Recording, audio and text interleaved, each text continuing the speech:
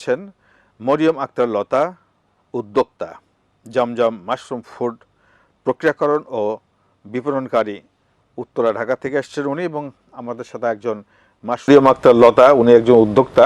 এই যে যত মাশরুম ওনারা যেগুলি দেয় সেগুলি আপনি আবার প্রসেস করেন।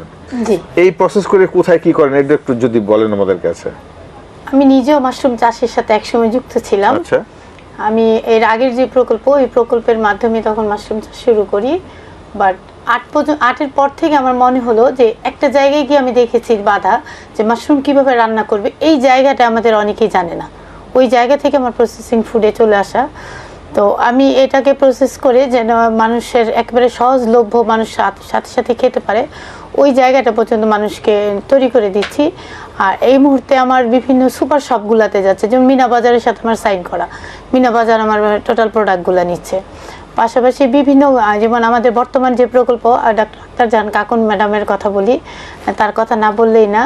কারণ আমি আগেই বলেছি আমি 3 সাল থেকে মাশরুমের সাথে যুক্ত। তো আপা আসার পরেই আপার উদ্বুদ্ধে আমি প্রসেসিংটাকে আরো বেশি ডেভেলপ করছি। কারণ হচ্ছে যে মানুষকে মাশরুম খাওয়াতে হবে। এই জায়গাটা ডোর টু ডোর যদি আমরা মাশরুমকে নিতে না পারি, তাহলে এই যে আমরা যত উদ্যোক্তা তৈরি করছি এই জায়গাটা আমাদের একটু গ্যাপ থেকে যায়।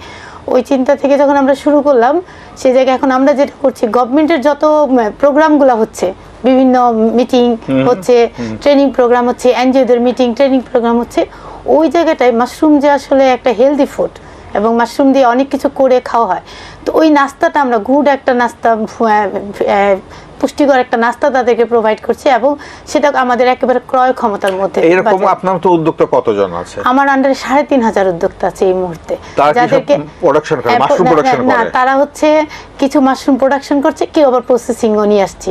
আচ্ছা, মানে প্রসেসিংটা এইভাবে নিয়ে আসছি, কেউ হয়তো সিঙ্গারাটা ভালো বানাচ্ছে, তাকে আমি শুধু সিঙ্গারাটার মধ্যে রেখেছি, যে তুমি শুধু সিঙ্গারা বানাবা।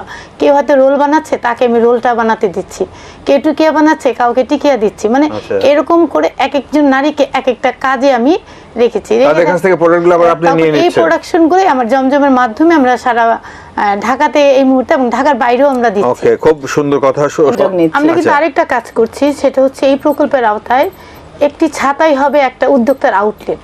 এই স্লোগানকে আমরা সামনে রেখে কিন্তু, যেমন আমরা এই মুহূর্তে বেলি রোড, আসাদ গেট, উত্তরা, বিভিন্ন জায়গায় একজন উদ্যোক্তাকে একটা ছাতা দিয়ে আর একটা টেবিল দিয়ে বসিয়ে দিচ্ছি, যেখানে তারা ওই যে তাদের যত রকমারি খাবার আছে, সিঙ্গারা, সমুচা, যা যা আছে, এগুলা কিন্তু তারা সাধারণ জনগণের হাতে তুলে দিতে পারছে। এদেরকে কিন্তু একটা আইডি কার্ড করে দিচ্ছি, এবং আইডি কার্ডও, যাতে কেউ মানে এরকম উদ্যোগ নিচ্ছি যাতে তাদেরকে কেউ না করে, এবং ওয়ার্কশপ গুলাতে আমরা পুলিশ প্রশাসনের লোকজনকেও ইনভলভ করছি যাতে তাদের জানা থাকে। আচ্ছা, আরেকটা প্রশ্ন আমার খুব জানার দরকার। আমাদের তো ষড় ঋতু প্রোডাকশন করছে বাণিজ্যিক ভাবে সুমেত চাকমা, এবং আমাদের গাজীপুরে একজন ভুইয়া মাশরুম সে করছে, এবং এটার প্রসেসিং কিন্তু আমাদের মরিয়ম আক্তার লতা করছে। এটা দিয়ে জ্যাম, জেলি, উনি করতেছেন? জি, জ্যাম, জেলি, আচার, চাটনি, সস, ক্যান্ডি, এগুলো তো তৈরি করা যায়। এগুলো কি সবজি হিসেবে খাওয়া যায় না? সবজি হিসেবেও খাওয়া যায়। আচ্ছা, সবজি হিসেবে খাওয়া। রেগুলার মাশরুমটা খাচ্ছে, তখন তাকে আমরা উদ্বুদ্ধ করি যে আপনার যেহেতু বাড়িতে বারান্দা আছে কিনা জানার পরে যদি সে বলে হ্যাঁ আছে, তখন তাকে আমরা স্পনগুলা, রেডি স্পন, তারা রেডি স্পনটা তাকে আমরা দিয়ে আমাদের নিজস্ব লোক পাঠিয়ে দেই, কিভাবে কাটবে, কিভাবে পানি দেবে। এটাকে আমরা বলছি শৌখিন চাষি। যে শৌখিন চাষি, সে তার পুষ্টির চাহিদাটা যেন ঘরে বসে পূরণ করতে পারে। অলরেডি আমরা উত্তরাতে এটা একটা মডেল তৈরি করছি, অলরেডি আমরা করে ফেলেছি। এমদাদ ভাই আরেকটু সাপ্লিমেন্ট করি যে এই প্রকল্পের আওতায় নগর কেন্দ্রিক আমাদের কিন্তু কার্যক্রম আছে। আমাদের যে মেট্রোপলিটন এরিয়াগুলো, মেট্রোপলিটন এরিয়াতে যারা সাতবাগানি, তারা কিন্তু শৌখিন চাষি, সেখানে কিন্তু আমরা প্রকল্প থেকে তাদেরকে একদিনের ট্রেনিং করাচ্ছি এবং ছোট্ট একটা মডেল র‍্যাক তৈরি করে এরকম কিন্তু সেখানে সাপোর্ট দিচ্ছি। আচ্ছা, গুড, এটা তো খুব ভালো কথা। তো এরকম এটা কি শুরু করেছেন এই কাজটা?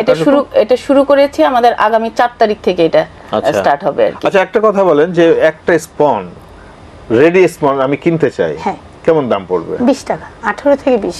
গভর্নমেন্টের রেট 17 টাকা। 17 টাকা গভর্নমেন্টের রেট আমরা ধরলাম না, মনে করেন আমরা ব্যবসায়ীর কাছ থেকে নিতে চাই, 18 থেকে 20, 18 থেকে 20 টাকা, 20 টাকা পর্যন্তই। আচ্ছা, আমি যদি একটা স্পন 20 টাকা দিয়ে নিয়ে আসি, তাহলে আমি প্রতিদিন যদি 300 গ্রাম মাশরুম পেতে চাই, তাহলে কয়টা স্পন লাগবে আমার? মিনিমাম 50টা স্পন লাগবে তার। 50টা স্পন? 50টা স্পন, কারণ ডেইলি তো খেতে হবে, প্রতিদিন তুলতে, কারণ এটা একটা সাইকেলিং আছে। 15টা স্পন মানেই 1 কেজি মাশরুম। হ্যাঁ 1 কেজি মাশরুম, তো আচ্ছা। ওইটা একটা 15টা সাইকেলিং স্পন করে মানে দিই। মানে তো সাইক্লিং করতে হবে যে হ্যাঁ, একবারে সব হয়ে গেলে তো ভালো সে হবে না। মানে বাই রোটেশন এইভাবে কাটবে আর কি, আচ্ছা। একদিনে না কেটে। আচ্ছা আচ্ছা, এইভাবে করলে আমার সুবিধা হ্যাঁ। হবে। না আমাদের কাছ থেকে ম্যাডাম ওইভাবে না, আমাদের কাছ থেকে তো অনলাইনে যারা নেয় তার 20টাও দিই আমরা। না ওই 10টাও ঠিক আছে, দিই। কিন্তু আমি যখন প্রতিদিন উঠানোর অনলাইনে চিন্তা 10টা করব। অর্ডার দেয়, সবচেয়ে 10টা মজার দিলে বিষয় আমরা হচ্ছে ইমদাদ ভাই, এইবার প্রকল্পের না, ধারাটা 5টা একটু ভিন্ন রকম। আমরা যেমন অতীতে যে কৃষি সম্প্রসারণ অধিদপ্তরের আওতায় প্রকল্পটা শুধু হর্টিকালচার উইং এর আওতায় এটা পরিচালিত হতো,